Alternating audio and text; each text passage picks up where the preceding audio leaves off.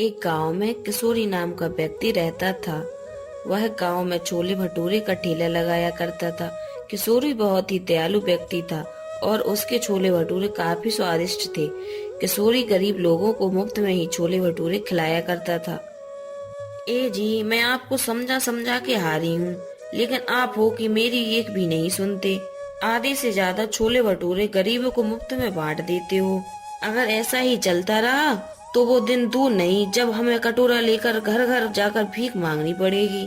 मैंने तुमसे कितनी बार कहा है, रोज रोज मुझसे झगड़ा नहीं किया करो, पर तुम्हें तो रोज झगड़ा ही करना होता है। तभी किशोरी के घर उसका दोस्त महेश अपनी पत्नी राधा के साथ आ गया। अरे किशोरी भाई, कैसे हो? सुना है कल हीरालाल तुमसे बड़ी अकड़ में बात कर रहा था। बोल रहा था तुमने उसे 2 महीने से पैसे नहीं दिए। अगर तुमने कुछ दिनों में उसके पैसे नहीं चुकाए तो वो तुम्हारा ठेला ले लेगा और मारेगा अलग से। भाई साहब, आप तो इनके दोस्त हैं, आप ही क्यों नहीं समझाते इन्हें? मैं तो समझा समझा कर परेशान हूँ, मेरी सुनते ही नहीं है। अरे भाभी, मैं इसको कई बार समझा चुका हूँ, लेकिन इसके सर पर गरीब लोगों की मदद करने का भूत सवार है। कहीं ऐसा ना हो जाए कि इसको मदद की जरूरत पड़ जाए। महेश की बात सुनकर उसकी पत्नी राधा हंसने लगती है और कहती है, वो सब छोड़ो, ये देखो सुषमा, मेरे सोने का हार कल ही इन्होंने लेकर दिया। कैसा लग रहा है मेरा हार?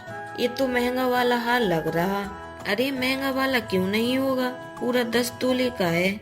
सुषमा राधा के हार को हाथ लगाकर देखने लगी।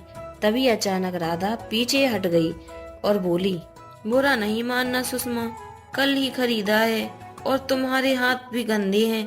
तुम्हारे हाथ लगाने से कहीं मेरा हार काला ना पड़ जाए।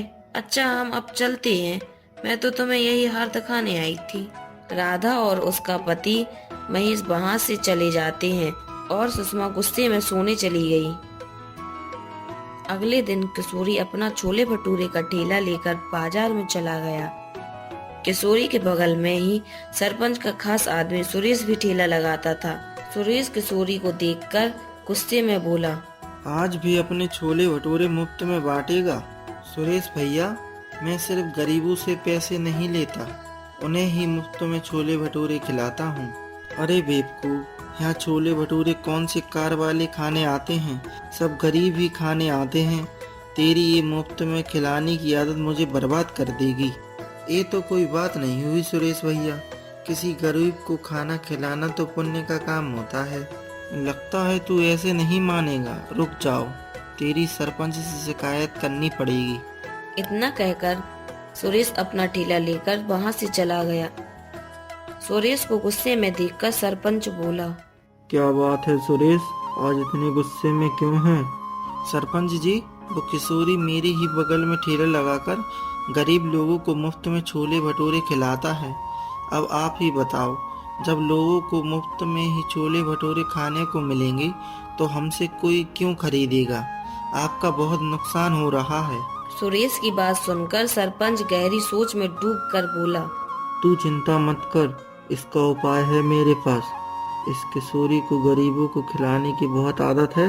आज के बाद इसके पास इतने गरीब लोग आएंगे कि एक किशोरी उन्हें खिलाते खिलाते खुद गरीब हो जाएगा। मैं आपकी बात का मतलब नहीं समझा। अगर तू समझता तो मेरी जगह होता। बस तू निश्चित होकर यहाँ से जा, बाकी सब मैं देख लूँगा, ठीक है? सुरेश वहाँ से चला गया। अगले दिन सरपंच ने अपने लोगों को इकट्ठा करके उनसे कहा, सुनो, तुम सबको मैंने यहाँ एक खास काम के लिए बुलाया है। आज से तुम सब गरीब बनकर किशोरी के ठेले पर जाओगे और उसके छोले भटूरे खाओगे। देखता हूँ ये किशोरी कब तक मुफ्त में छोले भटूरे खिलाएगा। अगले दिन सरपंच के सारे आदमी गरीब बनकर किशोरी के ठेले पर पहुंच गए और उस दिन उन सब ने किसी भी ग्राहक को आने का मौका नहीं दिया।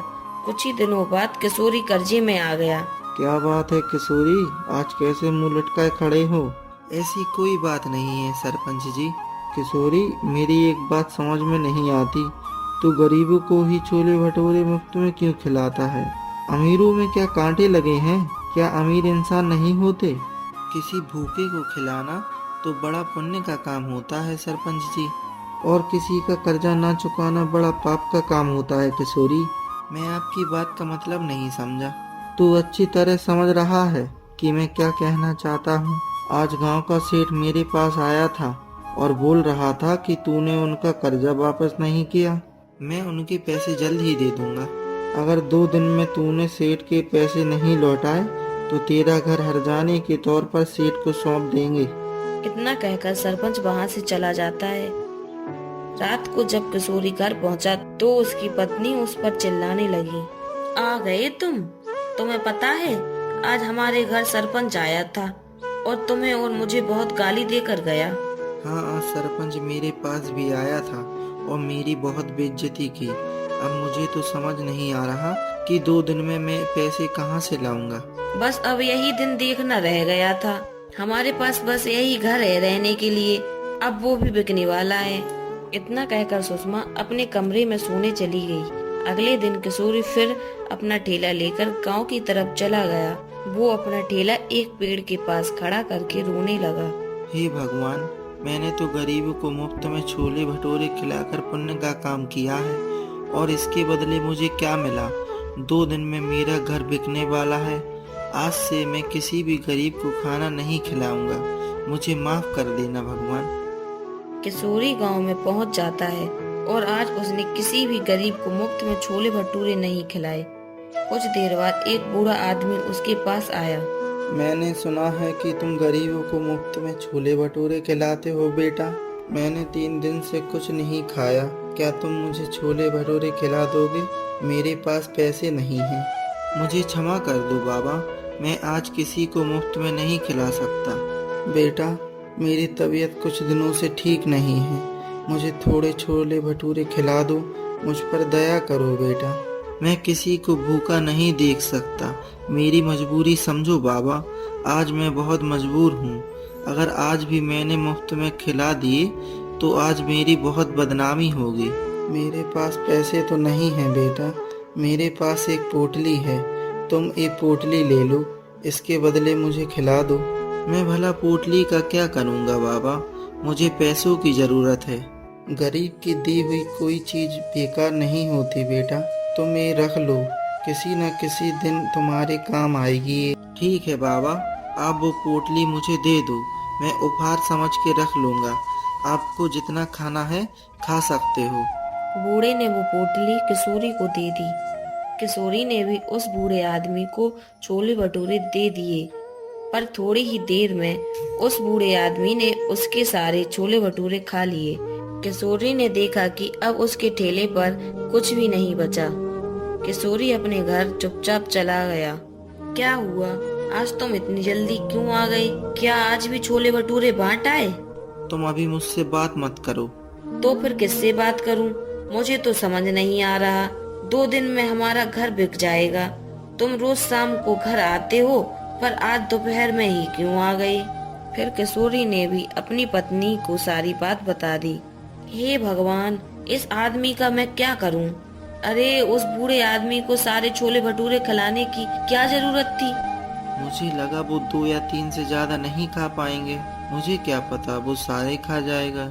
लाओ मुझे दो वो पोटली, मैं भी तो देखूं ऐसा क्या है उस पोटली में जिसके बदले तुमने उस बूढ़े आदमी को सारे छोले भटूरे खिला दिए। मैंने उन्हें पोटली के बदले नहीं खिलाए। मैंने तो सिर्फ इसलिए खिलाए क्योंकि वो बहुत दिनों से भूखे थे। लाओ मुझे दो वो पोटली, पता नहीं कब काम आएगी वो हमारे। किशोरी वो पोटली सुषमा को देकर चला जाता है और अगले दिन किशोरी पंचायत में सर झुकाए खड़ा था। क्यों किशोरी, पैसे लाया है ना तू? नहीं सरपंच जी, पैसों का इंतजाम नहीं हुआ। मुझे कुछ और समय दे दीजिए। नहीं नहीं, अब तुझे और समय नहीं मिलेगा। आज हम तेरा घर नीलाम कर देते हैं। तभी वहाँ किशोरी की पत्नी आ जाती है। रुक जाइए, बताइए सेठ के कितने पैसे देने हैं, हम दे देते हैं। अरे तेरे पास इतने पैसे कहाँ से आए? तुम्हें इससे क्या मतलब, कहाँ से आए कहाँ से नहीं? ये लो इनके पैसे। इसके बाद वे अपने घर आ जाते हैं। अरे सुषमा, तुम्हारे पास इतने पैसे कहाँ से आए? आज जब सरपंच के आदमी तुम्हें पकड़ कर ले गए थे तो मैं रोने लगी और जब मुझे गुस्सा आया तो मैंने वो पोटली फेंक दी। मैंने जब वो पोटली फेंकी तो देखा कि उसमें से हीरे निकले। मैं उनमें से एक हीरा गिरवी रखकर पैसे ले आई और सरपंच को दे दिए। इसके बाद किशोरी बहुत अमीर हो गया, लेकिन वो आज भी गरीबों को मुफ्त में छोले भटूरे खिलाता है। आपको हमारी कहानी कैसी लगी कमेंट करके जरूर बताएं और ऐसी ही कहानी देखने के लिए हमारे चैनल को सब्सक्राइब करें।